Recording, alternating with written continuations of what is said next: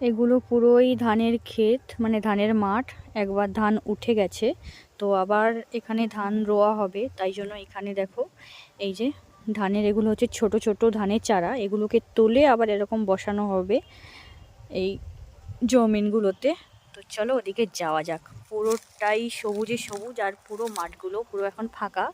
আর যেখানে যেখানে ধানের এই বীজগুলো রোয়া হয়েছে এই জায়গাগুলোতেই সবুজ, আর চারিদিকে দেখো শুধু ধানের খড়। চলো ওই দিকের দিকে যাওয়া যাক। ওদিকে আছে ড্রাগন ক্ষেত, ওই দিকের দিকে আমরা এখন যাব সাবধানে। আর আমার সঙ্গে আছে আমার বনু। এই যে আমার বোনের দিকে তাকাও, হাই করো। হাই। এটা তো ঠিক আছিস? হুম। এইদিকে আসো, এদিকে দেখো পুরো ড্রাগন ক্ষেত। তবে এখন ড্রাগন আর নেই, ওইদিকে দেখো ওইদিকে এখন আর ড্রাগন নেই, সব তোলা হয়ে গেছে, আবার হবে পরে। এই মাঠগুলোতে অনেক